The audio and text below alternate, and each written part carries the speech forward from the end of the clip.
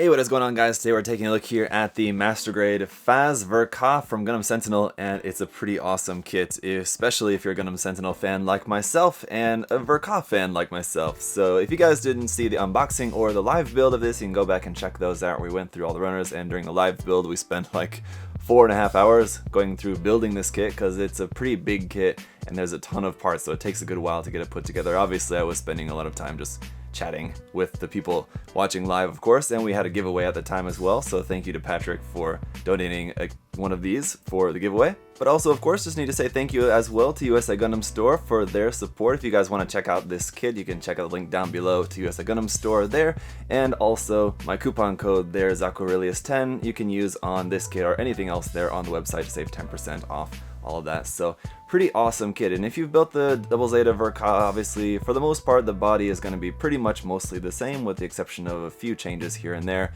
Pretty much all the new parts for this are going to be all the exterior armor and of course that massive mega cannon that it has, so that part was a ton of fun to build. So we'll take a look through everything here in a moment. First off, I just want to start off by showing you guys the accessories that come with this, other than just what you can see there on the kit now itself. So just a reminder that you did have some foil stickers here for this kit, basically for the eyes and the different cameras around on the weapons and on the front of the chest there. And then these two, which I didn't use, those go on the clear parts on the top of the legs. You're never going to see those parts, so I didn't bother putting those on. But also we can't forget about this very large and beautiful sheet of waterslide decals that you get included with this. One of the greatest things about Ver.Ka kits is all the decals. Now some people may not like the massive amount of decals, and there sure is a lot, but they look fantastic. So you have them in mostly white and red with a couple of gray ones on there, but some pretty standard Ver.Ka styling for this, and it looks so good. Now it's pretty bare minimum in terms of hand options. You have just swappable fingers for this kit, and on the kit there I've just got the closed fist on the left and the right side. The only other option that you have with this basically is just this trigger finger hand for holding onto the double beam rifle, and that's it for the official hand options you have for this.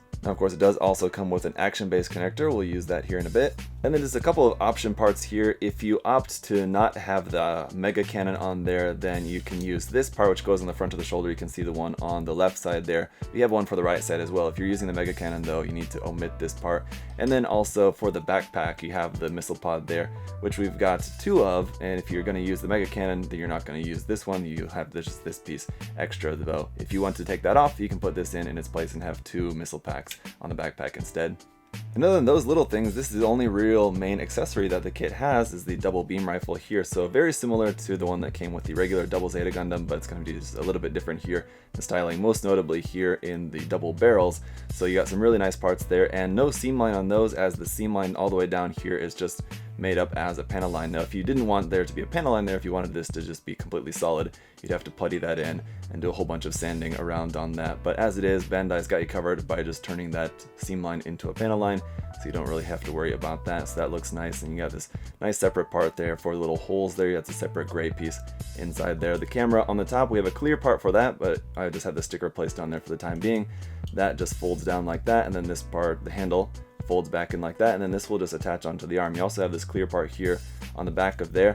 No pilot figure in there, that's just empty inside, but that does open up. You can just close that back down there like that. Now, like I said, this can just be attached onto the back of the arm by just simply slotting it into place. You can hold it in the hand with the rifle trigger finger holding hand if you wanted to use that just in hand, or you just strap it there onto the back of the arm, and it works out just fine like that. So I think that's pretty good. Now that's it for the official accessories. We do have a lot of leftover parts here with this. Now you can make some stuff here with the leftover parts, so I'll just go ahead and show that to you here. The first thing would be the full core fighter and the optional clear parts there for the landing gear for the bottom of that. You can omit that if you want, but with the manual of this is technically not really used with this, but these parts are also not crossed off in the manual, so it might be a little bit confusing for you guys if you're just cutting off and like tossing out all the leftover parts. These parts aren't crossed off, but it's just building the core fighter according to the manual twice, and then you just use the clear parts there for the landing gear for that. You do of course have another set of landing gear, but it's just not really going to be of too much use for you. So this one does have a little pilot figure sitting inside there. And again, it's just the same thing as what's actually inside the body there. This is just the expanded form of that. It just transforms in order to fold it up to put it inside the mobile suit, but you have a second one of those. We have the full Double Zeta Gundam head here. The only thing that's missing is the polycap for connecting onto the neck. You only have one of that polycap, so you'd have to choose whether you want it in the FAZZ head or the Double Zeta head. It's a pretty basic ball and socket joint polycap, so I have a feeling you might have a leftover one of those laying around somewhere if you keep your leftover polycaps. But either way, it wouldn't be too hard to scratch build something if you do want to attach this onto a different kit, some other custom build or something like that. You have the full Double Zeta Gundam head here in FAZZ colors. It's pretty cool. You have all the parts here to make the kind of wing binder things, which attach onto the sides of the arms of the Double Zeta Gundam. Now, I built this up in both ways to show you guys that you have both the standard version and the enhanced Zeta version with a little bit longer wings on the top. So you can make them in either way if you want. You have all the parts to make those in whichever version if you want. So if you just have the regular standard Double Zeta Gundam, you can give it the enhanced Double Zeta Gundam wing parts for that, which is pretty cool. You have the top shoulder armor parts for the Double Zeta Gundam as well. So if you were building this, for example, without all the extra armor on there, you could use these for the top of the shoulder instead of just the white long ones there that you have as the additional armor for the FAZZ. You also have the barrel parts of the full armor Double Zeta double beam rifle here. If you didn't like the FAZZ style, if you just liked it as the just regular Double Zeta style double beam rifle, you can use those instead. It doesn't have the silver parts though. The parts that were molded in plated silver with the Double Zeta Ver.Ka for this kit are molded in black, so it would be a little bit different there. We have our 1/100 scale pilot figure included with this, the same as with the Double Zeta Gundam Ver.Ka, but again, it's just not going to be technically used for this kit. The last thing I'll point out, you can see here on the back, we do have what looks like is the beam saber handles similar to like the Double Zeta Ver.Ka, but those are not actually meant to be beam saber handles, as the FAZZ doesn't use those as beam saber handles. They can be used as beam cannons, as they're just taken from the S Gundam. But what we do have amongst our extra parts for this kit are the holding hands to hold those. So if you had a spare set of 160 scale beam saber effect parts for those, you could use those here with this hand. You obviously would have to take the thumb and the back of the hand from the hand that we've got over there. Basically just you swap the finger parts here. You do also have these among your extra parts as well. This is the one from the Double Zeta Ver.Ka. This one is from the enhanced Double Zeta, I believe, is the longer type version of that. So yeah, these hands can hold on to these just fine like that. You just need yourself the beam saber effect parts for that if you wanted to actually use these. Although the FAZZ is not technically supposed to use them, you could if you wanted to. So yeah, just aside from that, you have still a bunch of other leftover parts as well. Not really a whole lot of it of too much use, but some interesting bits in there if you wanted to get a little creative with your kit. Now, I want to go through some of the articulation of this kit. So we're going to start off with the Hyper Mega Cannon here, because then I'm going to remove it while we go through the rest of the articulation, because obviously it's going to be kind of in the way. So first off, just really cool, like I said before, construction of this. It was a lot of fun to build. There's no seam lines on this. The way that the parts go together, they cover up all the seam lines on it. Here on the back, what would be a seam line between the two main halves of these parts here, once again, is just made up as a panel line there, so you don't have to worry about that. This little antenna bit here on the top can move up and down a little bit. This part here can also move up and down a little bit like that. When that is up, you have some detail inside there. Not a lot, but a little bit up in there. This little bit here on the side can move up and down a little bit there like that. Up underneath, this hatch here will fold down like that, and up inside there, you can fold down the handle if you wanted to actually have it holding on to this like that, so that can be handheld. Otherwise, just the whole design of this is pretty cool. The inlaid yellow parts there look nice for that. It's got some nice detail on there. These like cable parts, not really too keen on the fact that those are in gloss black. They're nice just in their detail. Going around here onto the other side, you got a couple more over there. So those are nice details to be added onto there, but in maybe just not so glossy black, maybe would have been nice. Anyway, this does have some movement in it, but you just have to be careful with the belt here, because that can come out if you're not careful with that. These parts, by the way, taken from the Master Grade Heavy Arms Gundam, so it's just going to be the same parts with those. So this just goes around there and plugs into the back skirt. So there's a point of side-to-side articulation here where you can move that left and right. Now it does have a limit. It can only go that far to the left, so basically just like straight ahead. And it's meant to go more over to that side. As you can see, it can go pretty far off to the side there. And then back here, you have a point of articulation to go left and right like that, to lean that off a little bit off to the side like that. And then of course here you have an up and down point of articulation, but again, I'm going to be really careful not to pull that too far to stretch this cable there, so you're not really going to be able to move that too far, but you can move that a little bit up and down. I think if you're careful with it, maybe a little bit farther up, but not really too much range up and down movement on that. And lastly, this whole section here can also slide up and down a little bit, so it's going to be kind of hard. It's kind of hard to stick there.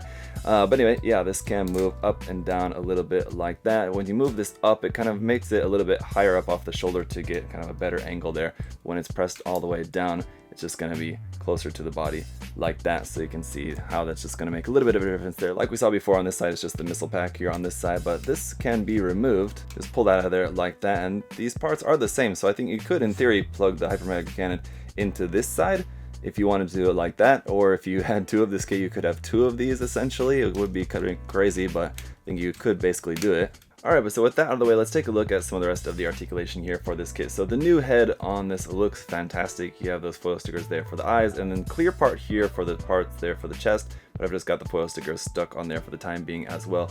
And these parts here on the chest do also open up. You got these little doors which open up like that for the nice missile detail inside there. Those open up pretty simply. You have some detail on the inside of the doors there as well, and that just looks super cool. Love that. The cockpit does also sort of open up. It's kind of really hard to get to as this part folds out, and then the part underneath that does, the main cockpit hatch part does open up as well, but it's kind of really hard to really do much with it at this point. You're not really going to have much movement here in the waist section just because the top and bottom half are connected. With the way the backpack attaches onto, kind of like this main purple part there is actually connected onto the back skirt, and then it pegs into the back of the torso there. So it's very secure, and that's probably for the best not to have any waist articulation here in the stomach just because of the massive weight that it's carrying on the backpack, and then with the cannon attached, obviously I think that would just have the waist just not working very well. But up here at the arms, this shoulder armor can move up and down like that. This extra flap will move up and down. It doesn't really move up all that much. You can just kind of move it down out of the way, I guess, a little bit if you needed to.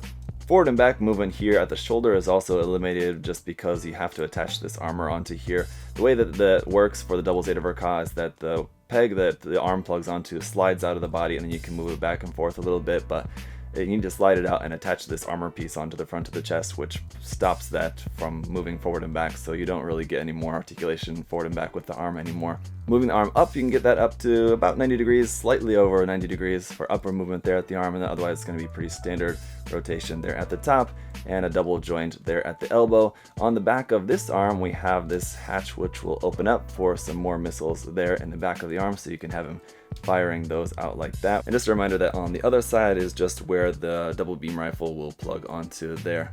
Just quickly going back around to the backpack here for the beam cannons, those will move side to side. It's just basically on ball joints, so those will just move all around like that, and then the bottom part can also move side to side a little bit.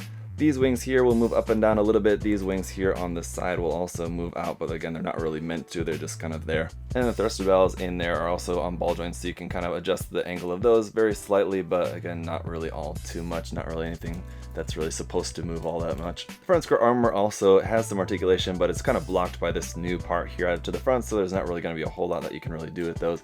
The side skirts as well can move up. This part just attaches onto the side of the main regular armor skirt there. You can actually move those separately if you want like that, but those move pretty well just because they're actually attached onto the side of the leg, not the waist, so it's just a little bit kind of interesting construction there for the leg. The legs will go out to the side to about there, but they're pretty heavy, so they are going to be weighed down pretty well. As you can see, it's not going to stay at its full extension there. It's going to be drooping down a little bit, and I think over time probably the leg's going to be drooping down more and more and more, but as it is, it's staying up relatively well, enough to get a fairly wide pose out of this, and it doesn't seem like they're going to be drooping down too much straight away, so it seems alright. Otherwise, we've just got some rotation there at the top of the leg, and once again, because of this part here on the front skirts, you're only going to be able to bring the leg forward only a little bit like that. It's going to be kind of blocked here. You can then bend the knee. We have a double joint here, but again, it's also kind of blocked by this wing here for the backpack, so if you move that out of the way, you can get the leg bent back a little bit more, but you have so much chunk here in the leg, it's pretty easy to understand why that's going to be a little bit of a hefty part to try to move at all. This little part here for the knee does move a little bit there. This part down here moves a little bit, but it's all kind of hidden underneath this massive chunk of armor there. Down here for the ankles, you can move the feet up and down a little bit. You can angle them side to side a little bit, but again, not going to be much just because of this thing just kind of encasing the ankle there. This little bit here at the back of the foot can move up and down a little bit, but basically not really going to be a whole lot that you can do with the articulation just because of all the extra armor added onto there. Now you can take all the extra armor, basically all the white parts of this off, And I'll show you that at the end of the review and show you guys what the kit looks like without all the extra armor on there. As far as I know about the history of this mobile suit, just according to the wiki page and from what I understand, is that the FAZZ was built to not actually be able to purge all that extra armor, whereas the full armor Double Zeta Gundam later was built so that it could purge all the extra armor and just go back to being just the standard Double Zeta Gundam, where the FAZZ apparently was not made to do that. But that said, it is pictured as so here in the manual, and you can build it up like that if you want to, just omit all those parts. For now, let's get the Mega Cannon attached back onto the top of there, and we'll put this up on an action base and see how it does for posing. Alright, now putting this up on an action base actually allows me to test a couple of my suspicions about this kit. Number one being that it's probably not going to do well up on an action base because it's just a very big, heavy kit, and not only that, it's not a very stable kit in that it has a ton of extra weight off to one side, so it's not going to be very well balanced. So up on an action base is going to be pretty tricky. As you can see, I've got this action base really struggling to hold this guy up. It's leaning way off to the side, and I've even got it plugged on there at an angle to try to compensate that, to try to center that a little bit more. You can probably mess with it a little bit, but overall it's probably not going to be a kit that's going to do well on an action base. You're probably better off just keeping it on the ground. The other thing that I wanted to try out here was how well it's actually able to hold on to the handle underneath the Mega Rifle there, and it was actually a little bit trickier than I expected. If you can get the hand onto the handle, you're going to be pretty limited in your actual posing of that. There's not a lot of movement there. You can't really change the angle too much of that once you got the hand on the handle there for the Mega Cannon. But of course, fortunately, you don't have to hold on to that because it's plugged onto the backpack there. You can have the hand free, and you don't necessarily have to be holding on to the handle of the Mega Cannon. So I just think that it does look kind of cool when you are holding on to that, because you imagine for like a big giant weapon of that size, you would need to have a handle on that in order to fire that thing with any accuracy or anything. Otherwise, I mean, that'd be a pretty difficult thing to handle. But alright, here, changing up the pose, now I found out, yes, it will work a little bit better up on an action base if you set it at the side. Now, basically the problem with an action base is that it tends to lean left to right, but what you can do here is just turn the kit 90 degrees, and then it will kind of eliminate that problem. Basically, the weight will be off to like the back of the action base, where the action base handles forward and back pressure a lot better than it does left to right. So the action base looks a bit goofy, but it's one way to get around the weight issue of putting it up on an action base like this. So that works pretty well. And as you can see, the weight issue of just like the arms and the legs being able to move up in a sort of aerial pose like that, they hold the weight actually pretty well. Now again, like we saw before, the articulation is definitely limited by all that armor on there, but the weight doesn't really seem to be causing too much of an issue, which is pretty nice. I gotta say, with all the missile hatches open, it does look pretty cool, pretty impressive to see all those little red missiles sticking out on the backpack, the arm, and the front of the chest. It's a pretty awesome look. But before we wrap up the review, then let's just take one look at the Gundam without all the extra armor and everything on there. I'll go ahead and take all that off, and then we'll see what it looks like without all that on there.